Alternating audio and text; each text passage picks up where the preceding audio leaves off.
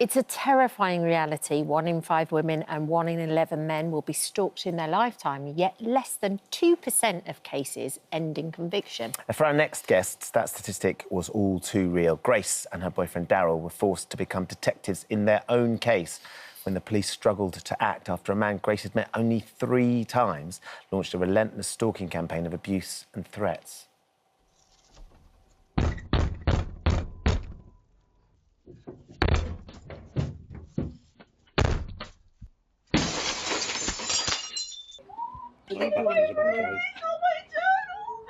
Like, all my pages from my journal was all over the floor.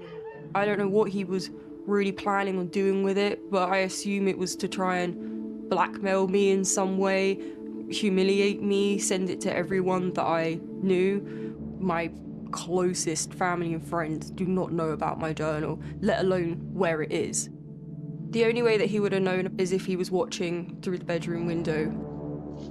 Oh, my goodness, it's terrifying. It really is. Grace and Daryl join us today to tell us how they finally brought their stalker to justice. How do you feel when you watch that? Because I find that incredibly shocking, actually.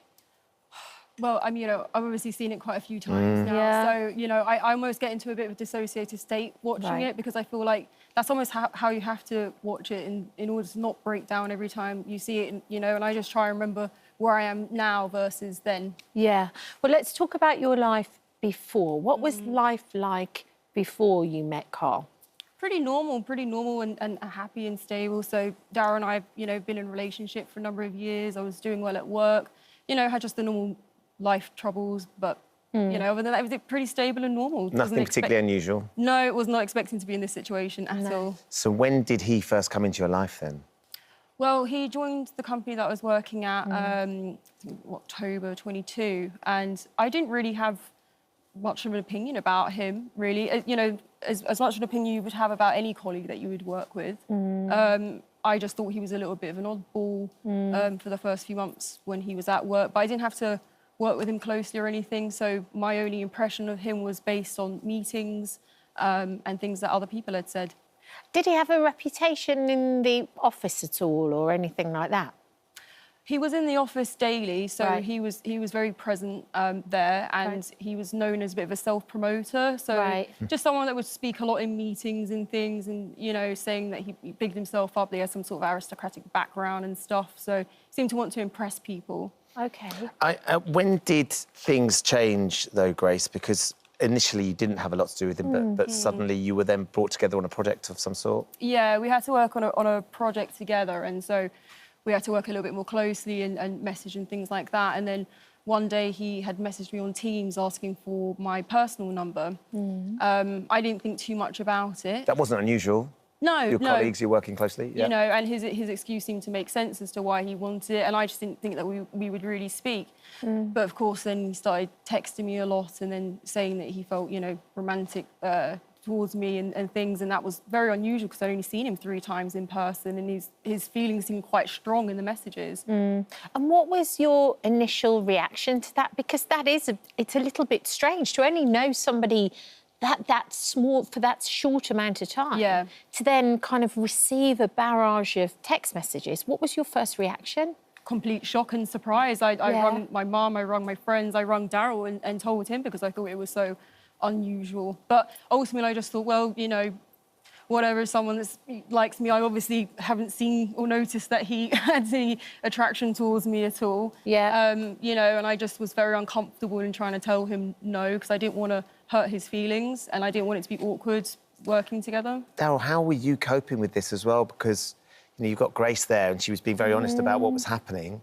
She was. Yeah, I mean, she let me know straight away that obviously she'd given her number, but it was very normal. It's normal to give your number to a work colleague, so that was all fine. And the messages came through and they just escalated and escalated. And it gets really awkward because this is someone you work with. So, you know, I think anyone in her shoes would have been baffled on how's the best way to deal with it. So I'm glad that she reached out to everyone. That's exactly what you should do in that situation. Yes. So how did you react? What did you say? When he was first saying that he wanted to go out with me, I was just basically saying, oh, you know, I have a boyfriend, reminding him of that because he did know that. And just to say, you know, really appreciate the flattering words and things. Again, I was trying to not to upset him and things, just trying to say no in a gentle way. But he kept persisting and persisting, so I had to be as firm and firmer. So you got the texts, and then he started sending you gifts as well?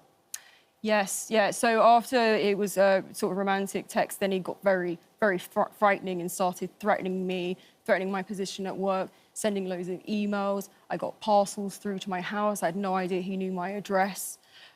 I just felt like there was only going to be one inevitable end for what was going to happen. And then he tried to kind of sabotage you at work as well. He put a message on the work chat. Yes, yeah. He shared a private message that I sent, and sort of, you know, a work rant. Nothing that, you know, you wouldn't be worried about it, but you don't want 80 people seeing it. And that's who he had sent it to, about 80 people on a team site.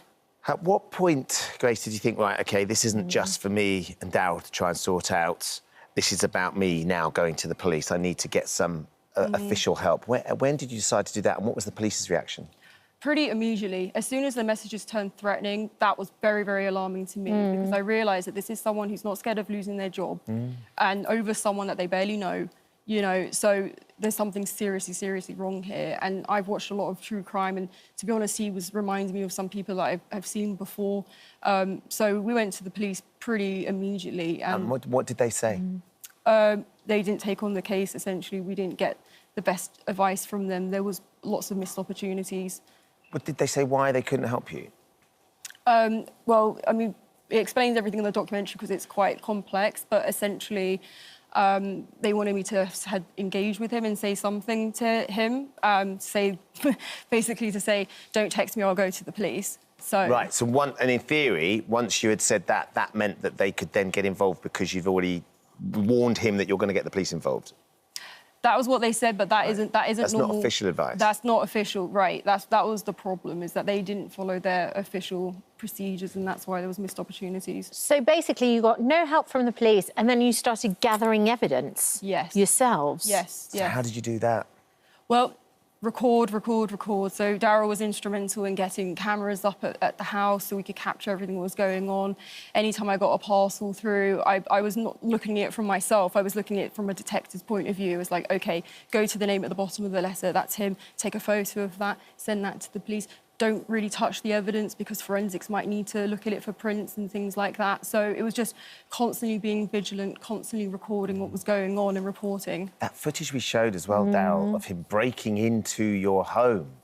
This is absolutely terrifying, knowing that he was getting into your house and stole something so personal. How were the two of you coping with all of this? Well, you know, I'll never forget that break-in because of the primal scream of Grace. And it's something that I remember watching for the first time. Afterwards, it was living it, and then you experience it again. It's a terrifying bit of footage, but it just shows you the value in having good technology. And, you know, you can circle back to everything later. And I'm just so glad that Grace reached out to her circle, you know, and I was there 24/7 with her when I knew how much of a threat he was.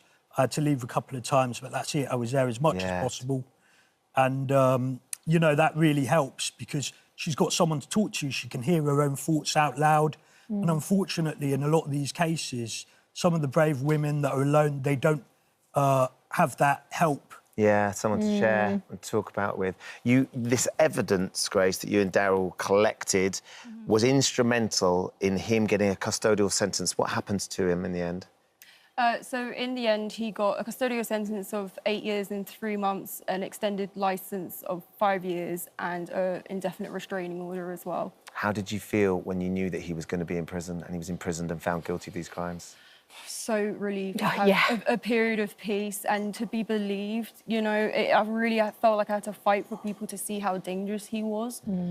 So when I heard the judge's remarks and what had come out of the dangerousness report, I just felt, relieved, vindicated, at least for the time being, because he is going to get out and I will have to worry about him forever. But for now, I have a period of peace. Yeah. Well, look, this is what Hertfordshire Constabulary have said. In this case, the force's initial response to the reports did not meet the required standards. last year. The Constabulary initiated a significant piece of work to improve our response to stalking. We hope that our subsequent investigation that resulted in Chad's receiving a significant prison sentence, as well as an indefinite restraining order and being placed on the sex offenders register for life, offers some comfort to his victims, which it clearly does for the time being, but you know he's going to get out. Right.